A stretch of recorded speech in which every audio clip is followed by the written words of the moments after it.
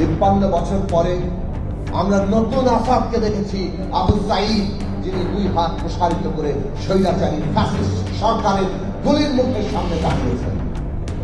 আসাদের মৃত্যু, আসাদের শাহাদাত যেভাবে পুরো পূর্ব বাংলার মানুষকে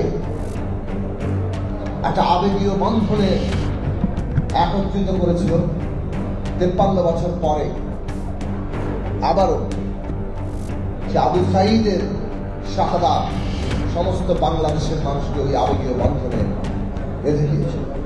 মাঝখানে 90 সাল গিয়েছে। 90-এর গণঅভ্যুত্থানে আমরা দেখেছি কিভাবে নূর হোসেন কিংবা জিহাদ যখন শাহাদাত বরণ করেন, পুরো ছাত্র সমাজ এক নতুন আবেগীয় বন্ধনে যুক্ত হয়, সর্বদলীয় ছাত্র সংগ্রাম পরিষদ গঠিত হয়।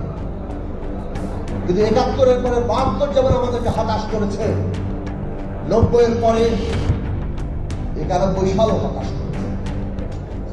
এই সত্য মানতে হবে, এই সত্য আমাদের ইতিহাসের বাস্তব। বাংলাদেশের মানুষের কাঙ্ক্ষিত যে গণতান্ত্রিক রাষ্ট্র সেটা প্রতিষ্ঠিত হয়। একটা নির্বাচন করতে পারি না, একটা নির্বাচন করা যায় না, এইরকম রাষ্ট্র করেছে 53 বছর। এত মানুষের আত্মত্যাগ।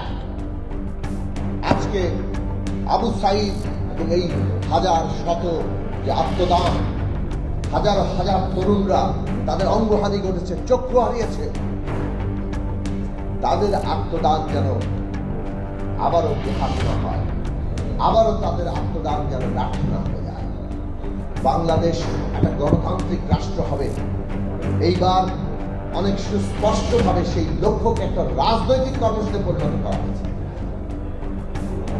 বিএনপির মতো বড় দল যারা এই রাষ্ট্র ক্ষমতায় ছিল, এই রাষ্ট্র ক্ষমতার যত দোষগুণ তার অংশীদার বিএনপিও, তারাও এই রাষ্ট্র ব্যবস্থা বদলাতে হবে এই সিদ্ধান্ত এবং এই কর্মসূচির সামনে রেখেছে।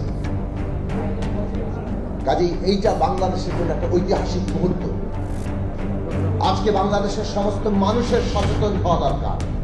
আমরা 31 দফা যুবপথ আন্দোলনে দিয়েছি, রাষ্ট্র ব্যবস্থাকে গণতান্ত্রিক করতে হবে। অভ্যুত্থান 31 দফাকে